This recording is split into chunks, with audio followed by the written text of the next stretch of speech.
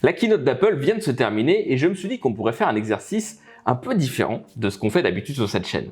D'habitude, on prend un sujet, on le décortique, on essaie de trouver des grands axes, des choses qui peuvent vous être utiles pour vous, pour vos projets, que ce soit entreprises, associations, etc.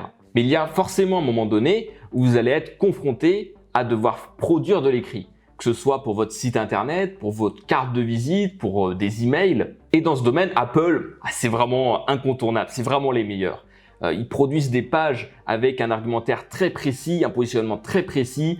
Il y a un design derrière qui est fou et qui est d'ailleurs difficile à reproduire. Mais par contre, ce que je suis persuadé, c'est que vous pouvez apprendre plein de choses d'Apple. Et vous pouvez en apprendre sur plein de sujets et on va développer ça ensemble.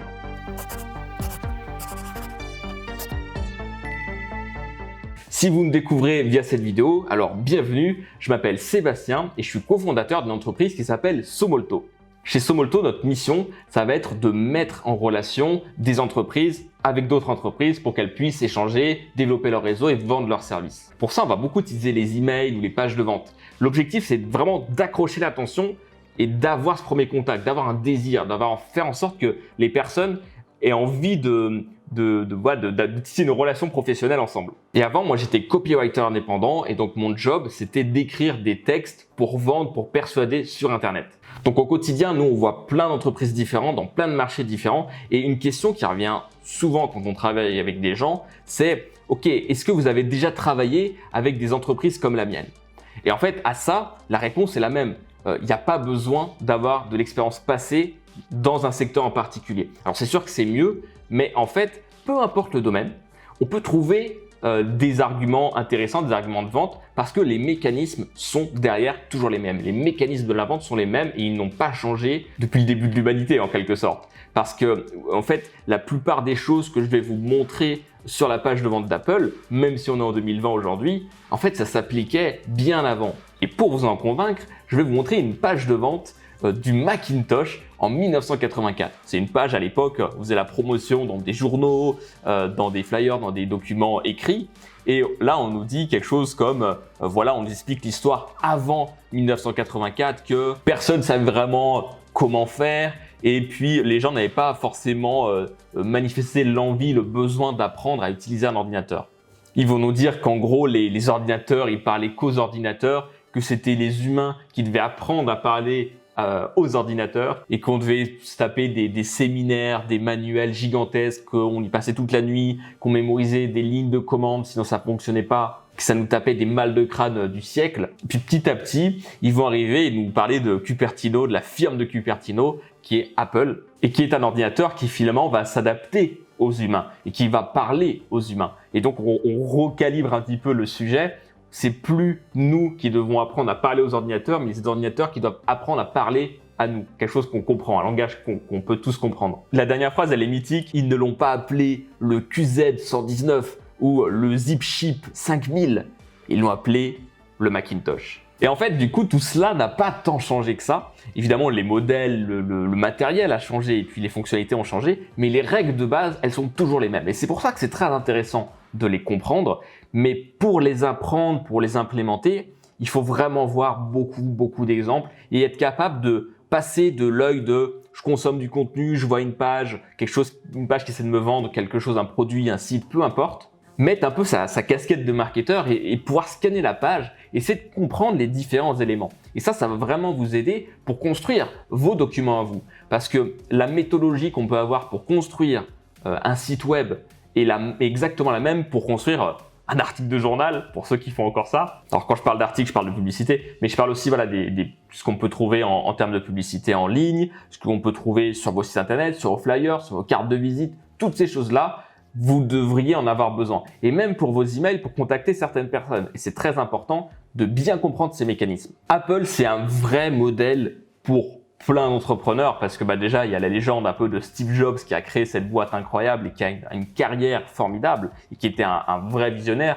et qui savait s'entourer des très bonnes personnes. Souvent, on pense que Steve Jobs, il a tout inventé, mais en réalité, l'équipe fait aussi la différence. Elle a été drivée par Steve Jobs, mais l'équipe était très compétente. Et surtout, Apple, c'est la deuxième entreprise la plus rentable du monde.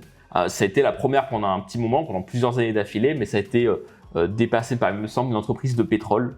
Donc on a plein de choses à apprendre de la deuxième entreprise la plus rentable du monde. Et on a plein de choses à en apprendre en marketing, mais aussi en produits.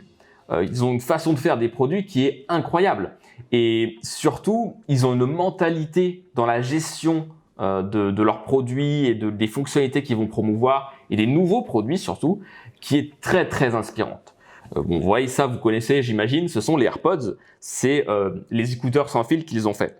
Ça, quand c'est sorti, tout le monde se foutait de leur gueule. Mais vraiment, quoi. Vous regardez la presse, tout le monde rigolait, le design, la forme n'avait aucun sens. Les gens faisaient des parallèles avec, vous savez, les brosses à dents électriques qu'on pouvait se mettre dans les oreilles. Vraiment, c'était la honte, quoi. Ce truc, c'était la honte. 4 ans plus tard, les AirPods, c'est 12,5 milliards de recettes. Pour vous donner un petit ordre d'idée, parce que bon, c'est bien de balancer des gros chiffres, mais il faut un comparatif. Vous avez sur ce graphique les revenus du top des boîtes tech dans le monde. Vous voyez que les premiers, c'est Tesla, qui sont à 24 milliards de revenus par an. Suivi de Netflix, qui sont à peu près à 18-19 milliards. Uber, qui est à 13-14 milliards. Et on a les AirPods, qui sont à 12 milliards, 12 milliards 5. Sauf que on parle pas d'Apple là. On parle juste des AirPods. Ça veut dire que ce petit truc, ce petit produit, il fait plus de revenus à lui tout seul que Adobe, Nvidia, AMD, Spotify, Twitter, enfin des boîtes incroyables. Et il est touche-touche avec Uber, quoi. C'est vraiment le plus gros succès d'Apple, je pense peut-être même de son histoire. Ils ont plein de choses à faire là-dessus. Donc voilà, c'était pour la petite introduction. Et en fait, ce qui est intéressant, c'est la mentalité avec laquelle ils construisent leurs produits. Typiquement, les AirPods, quand ils l'ont annoncé, tout le monde se moquait d'eux, comme je vous l'ai dit, et ça aurait pu être très simple de se dire tout le monde se moque de nous, on arrête tout de suite, quoi. Mais non, ils ont continué parce qu'ils croyaient en ce qu'ils faisaient. Et c'est comme ça, en fait, qu'on change les habitudes. C'est en sortant ce genre de produit, c'est vous qui avez raison à la fin parce que c'est vous qui avez révolutionné le système. Et regardez, aujourd'hui, tout le monde fait des copies d'AirPods. Le succès, il vient toujours a posteriori.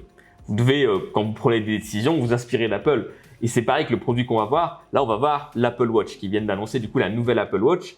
Mais à l'époque où c'est sorti, ça faisait pas tant rêver que ça. On pouvait pas faire grand chose avec. Il n'y avait pas de fonctionnalité incroyable. Donc, vous voyez qu'ils ont un peu cette mentalité de dire, OK, on a un concept, il est très loin d'être fini. Mais on va voir ce qu'il donne.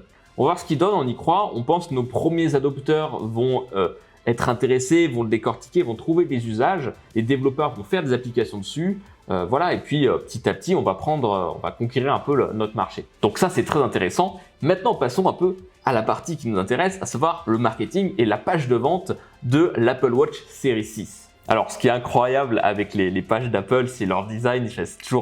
C'est toujours incroyable ce qu'ils réalisent d'un point de vue visuel. Il y a des animations. Dès qu'on scrolle, dès qu'on descend sur la page, la page prend vie, quoi. C'est super beau. C'est très difficile à répliquer. Hein. La plupart des moldus, quoi, ne pourraient pas le faire. Nous, c'est un truc qu'on serait incapable de faire à notre échelle. Et je pense qu'il y a vraiment des gens qui travaillent d'arrache-pied sur ces pages-là en interne. Ils ont une équipe pour construire ça et ça leur prend beaucoup de temps. Quand vous faites un message, une page de vente, une pub ou ce que vous voulez ou même un email, le premier point, c'est d'accrocher l'attention. Et là, sur cette page, ils utilisent un élément qui va être surprenant. Oxygène sanguin. What the fuck? Et ils nous montrent la montre rouge. Et en fait, vous allez voir que c'est un élément clé. Parce qu'une bonne page de vente et un bon marketing, c'est avant tout un positionnement. C'est-à-dire que vous ne cherchez pas à parler à tout le monde et de tout en même temps. Si vous faites ça, vous parlez à personne. C'est une règle qui est contre-intuitive parce qu'on aimerait parler un petit peu de tout directement, montrer à quel point tout est génial dans notre produit, mais c'est quelque chose qu'il faut absolument éviter. La contrainte fait la créativité et ça va vous permettre justement de développer vos arguments là-dessus. Je vais vous montrer ça. En fait, si on descend, le positionnement de l'Apple Watch, d'un point de vue marketing, c'est vraiment ce côté santé, la santé du futur dès à présent. Ça, c'est la proposition de valeur de la page. C'est-à-dire qu'en gros, c'est vraiment le message que Apple et dans toute sa communication, ils vont transmettre avant tout. Ils ont compris sur les dernières versions des montres que l'enjeu de la santé était un peu cette fonction cachée qu'ils n'avaient pas forcément vue, je pense, dans l'Apple Watch initialement. Par exemple, je ne sais pas si vous le savez, mais il y a un détecteur de chute intégré à l'Apple Watch. Et donc, une personne âgée, par exemple, qui serait chez elle, imaginons qu'elle chute, je dis une personne âgée, mais ça peut être n'importe qui, mais imaginons qu'elle chute violemment, la montre va le détecter et va faire un appel d'urgence à un proche qui est enregistré directement. Et ça, c'est génial et ça leur a permis vraiment de conquérir de nouvelles parts de marché, de trouver de nouveaux usages. Parce qu'a priori, une mamie ou un papy, on aurait un petit peu du mal à voir ce qu'il ferait avec une Apple Watch. Et là, il y a un vrai usage. Et alors là, ce que j'ai trouvé assez intriguant, c'est qu'ils commencent à rentrer dans un truc un peu étrange. Ils nous disent « Mesurez votre taux d'oxygène dans le sang grâce à un capteur et une app révolutionnaire. Faites un électrocardiogramme n'importe où, n'importe quand. Surveillez votre forme et vos statistiques d'un coup d'œil sur l'écran Retina toujours activé, encore amélioré. Avec l'Apple Watch Series 6, une nouvelle vie s'offre à vous, toujours plus saine, toujours plus active et toujours plus connectée. » Ce qui est marrant en fait, c'est que un problème de santé qui peut être grave, ça peut effectivement survenir n'importe quand et ça ne se prévoit pas, ça ne s'anticipe pas forcément. Et l'idée, c'est qu'ils jouent sur ce côté, ok, si tu as le moins de problèmes, il faut agir très vite. Et du coup, l'Apple Watch va te donner les informations tout de suite. Et du coup, va augmenter tes chances de survie s'il y a un problème. Et en fait, ils vont faire une partie sur ce côté d'oxygène dans le sang. Et en fait, il y a une vraie révolution technologique qu'ils ont voulu mettre en avant. Et du coup, ils vont, durant toute la page, essayer de nous convaincre à quel point c'est quelque chose qui est hyper important et qui est révolutionnaire. Votre taux d'oxygène dans le sang ou saturation d'oxygène est une mesure essentielle de votre bien-être général. Ce taux peut vous aider à comprendre la façon dont votre corps absorbe l'oxygène et à évaluer le volume d'oxygène qu'il reçoit. L'Apple Watch Series 6 intègre un nouvel outil composé d'un capteur et d'une app qui vous permet de vérifier à tout moment votre niveau d'oxygène dans le sang ou d'activer des mesures qui seront effectuées en arrière-plan de jour comme de nuit. Une partie très intéressante de ce paragraphe, c'est ça en fait, c'est cette partie où en fait ils vont contextualiser cette problématique d'oxygène dans le sang. De base, c'est pas un truc auquel on penserait, c'est pas un truc sur lequel on a une douleur au quotidien, on va se dire ah c'est vrai que faudrait que je mesure mon taux d'oxygène dans le sang quoi. Non, en fait l'objectif ici c'est ils nous ont amené sur ce côté intriguant de voilà, on peut capter l'oxygène que vous avez dans le sang et ils nous expliquent pourquoi c'est super important et on devrait s'en préoccuper. Bon après ils nous montrent pas mal de visuels, ils montrent ici leur nouveau capteur. Ça c'est aussi assez intéressant parce qu'en fait ce qu'ils nous disent c'est nouveau capteur, nouvelles données. En gros ils mettent vraiment l'accent sur cette page, sur ce côté vous allez obtenir de l'information sur vous. C'est ce qu'on appelle un peu le biohacking en quelque sorte, c'est on va collecter de la donnée sur nous-mêmes. Et avec ça, on va pouvoir un peu améliorer notre quotidien, notre santé, etc.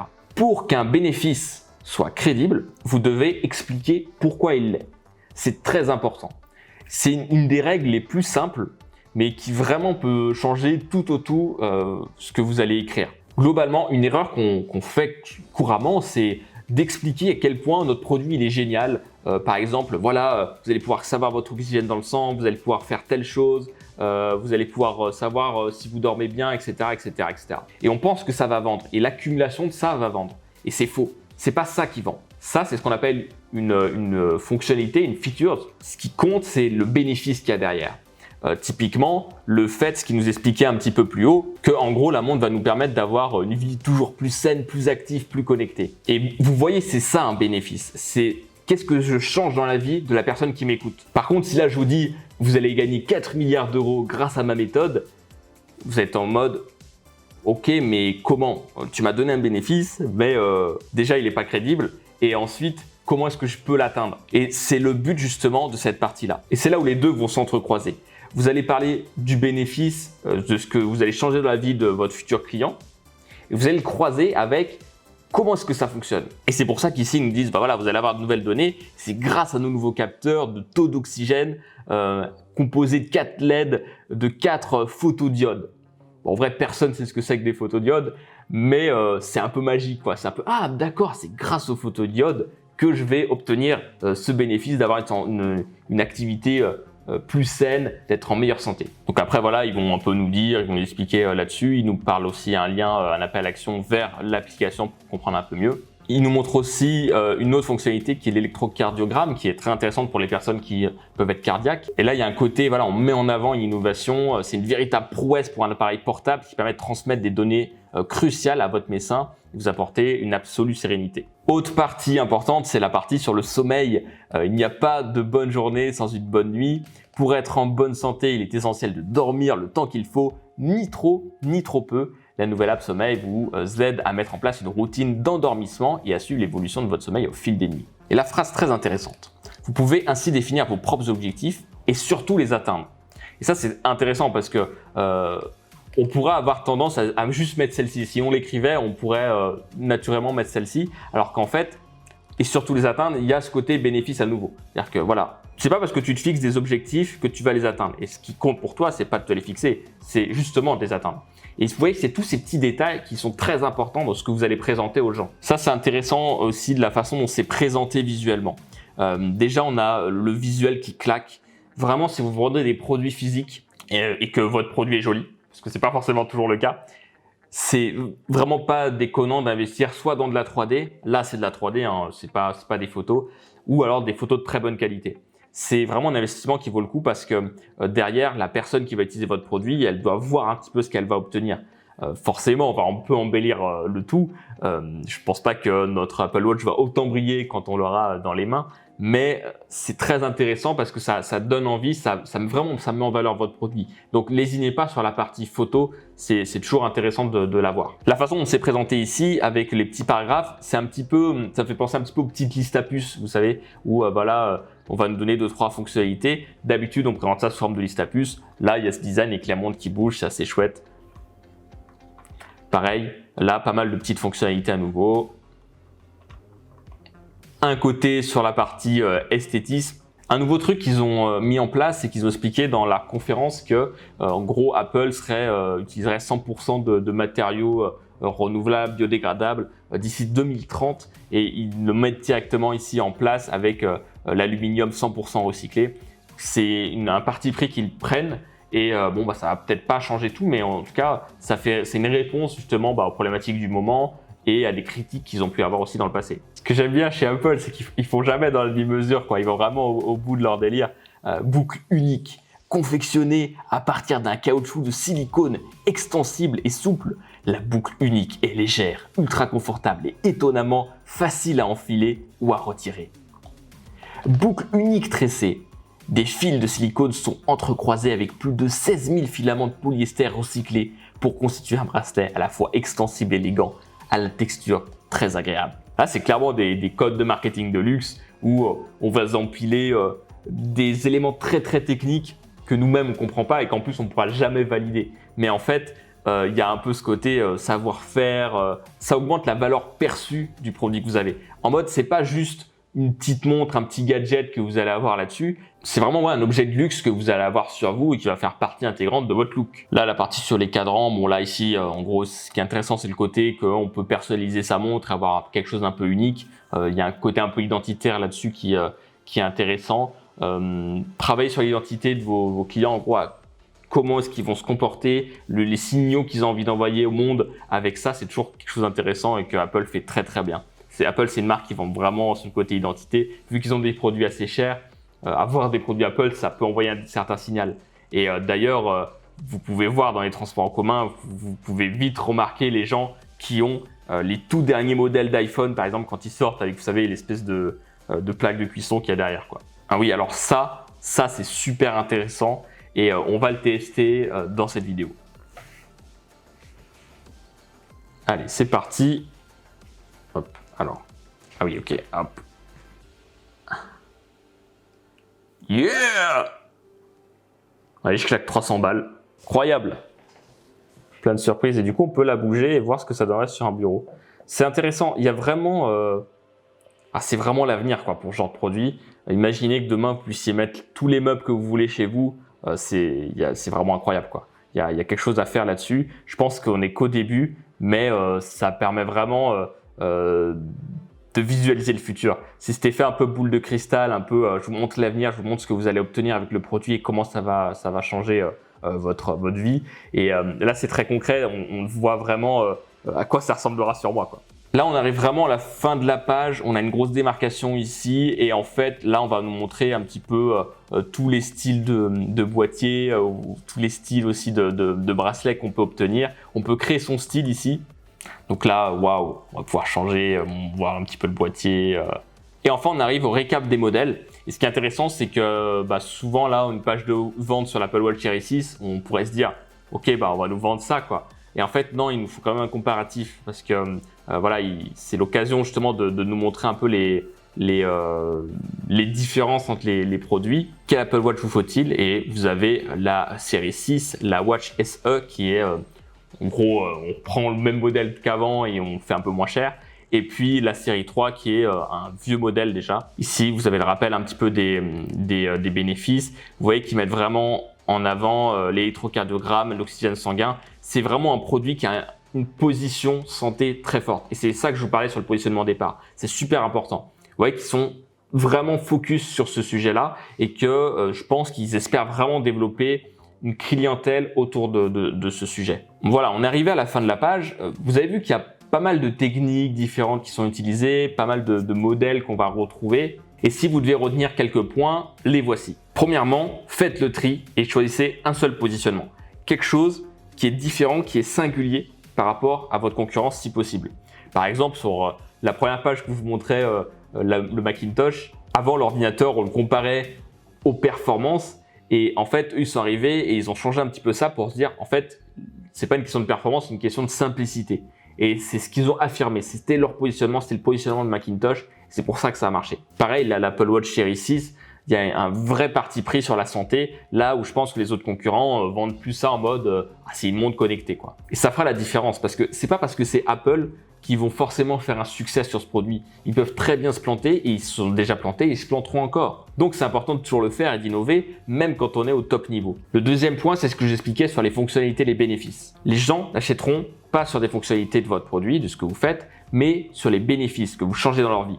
Par contre, les fonctionnalités, elles vont crédibiliser ce bénéfice, elles vont dire « Ok, c'est parce que y a telle chose dans ce que vous faites que je veux obtenir tel résultat. » C'est super important. Et enfin, il y a un peu ce côté boule de cristal, l'avenir, qu'est-ce que vous allez obtenir, à quoi ça va ressembler. Montrer un peu le futur. Qu'est-ce qui va changer avec le produit que vous allez acheter ici. Et c'est pour ça qu'il y a cette réalité augmentée qui permet un peu de se rendre compte et de se dire ok, voilà, ça va ressembler à ça quoi. Si vous voulez approfondir certains points, vous pouvez les mettre en commentaire et je pourrais revenir un peu dessus. Et si vous voulez qu'on fasse ce format sur d'autres pages de vente, pourquoi pas les vôtres, n'hésitez pas à pareil laisser un commentaire et à donner un peu les informations pour que je puisse aller voir ça.